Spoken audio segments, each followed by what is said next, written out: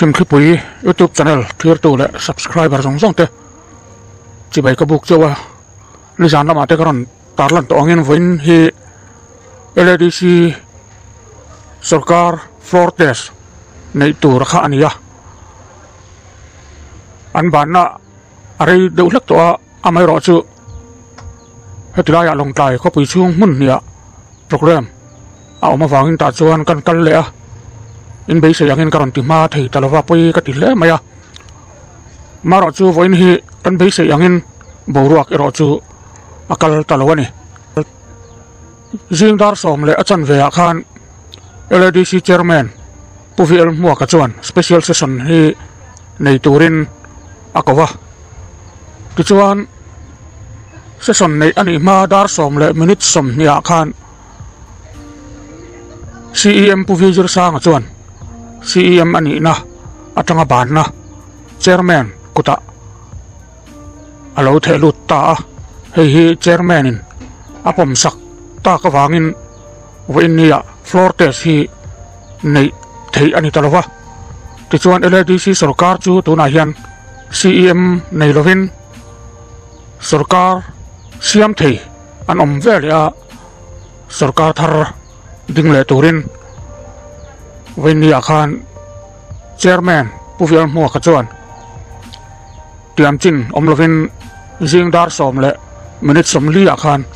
special session chu ati top zuita ani hetiang ani ta ka wang hian Lai Autonomous District Council sarkar chu tuna hian namtluk ani ta a amai ro chu lelam sarkar na siam thei kan ni an ti huna sarkar thar aran ding le don ta a chu tuna hian kan ngai chan mek ania hun eng ang nge aduang hiat nilo masala relo te a hian sarkar thar adin bei sei ani ti kha alo setlang ta ila atha ome ole vinia special session an nei ilo thir zui lok te ang le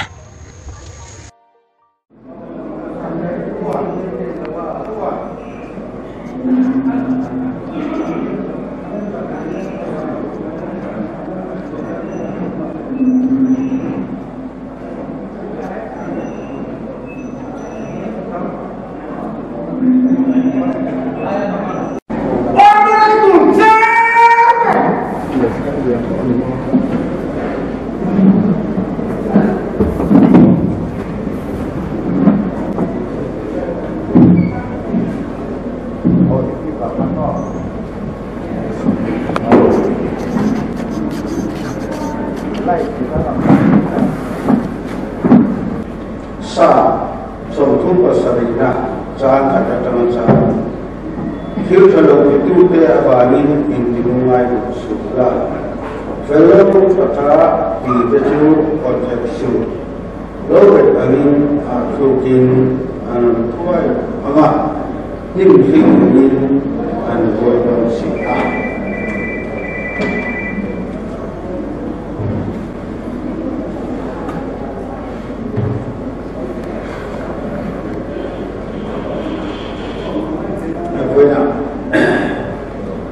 session for test negatively ani ya ni chomo adana hi theng e omin ba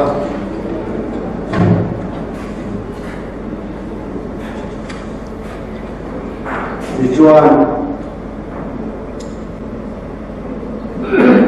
Lai Autonomous District Council kan le hian LADC hian elected members of the Panga le nominated ali abayan members of the Papua Roma isuran member elong sakin House Leader CN Rito na Governor ba Ken Adia Ison Governor Tegin this council chairman protest Leiturin mình cho nó quay sa thì chuan eleven lai don mar basic council special session jo going sari thatum sang bi somne bali ni ngani jiga somne ka chan le a dan tu ni february mi somne ko sang mi somne bali khan buna tha pe ini ya ibu kan tu lai da ila chuan ni ko ni protest le tura ngai kan ni a cái cần nó để nằm cái hành sự có được cần nó để nằm ở here vì sự nó sáng tập cái này á cái nó lai mà ra thế tập mà thế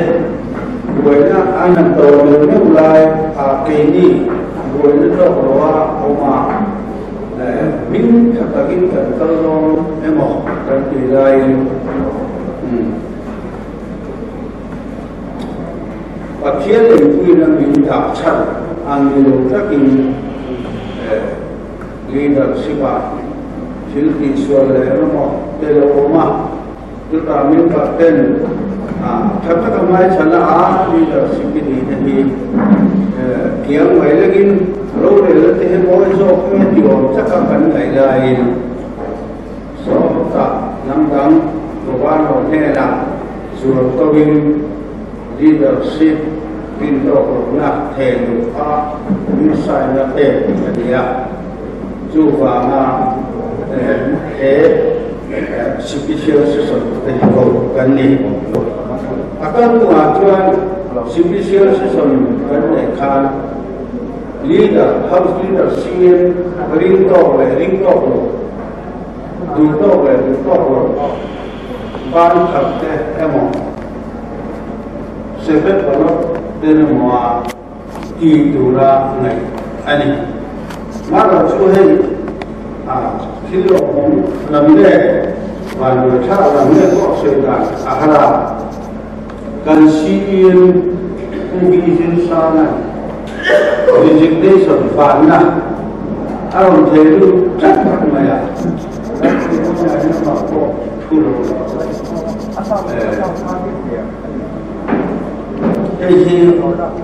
riêng ra sống này mình sống thì mình sống mình sẽ được sản xuất sản phẩm sống này và liên quan là tâm là tôi sẽ làm chơi mình nên là và nặng thấy lúc đó cần chia so come on. Respected sir, I regret to inform you that after careful consideration or reflection and under Rule 23B of the London District Council Constitution, Conduct of Business, etc. Rule 2010, I am hereby tender my resignation as Chief Executive Member of the District Council of Thai on this day, 7 March 2024. Serving as CM of LADC has been an honor and privilege. I would like to place on record that I am immensely careful to the people and my colleagues for the task and support belong on me. Based upon me, please accept this letter as formal notification of my resignation. With best regard, your sincerely, Mr. Sana. Kopi Tua, Sri Hari Babu, Kimbam Pati, the Honorable Governor Miro Aiso. When we are protest, and business area, chúng ta buông na xiêm na đủ rồi mình na cần để lại abu đủ bể và na resignation akhel hi ka poma chu vào chân punya kan business akhir itu dam au no va ngin punya special session di ka proloke Session for Saturday.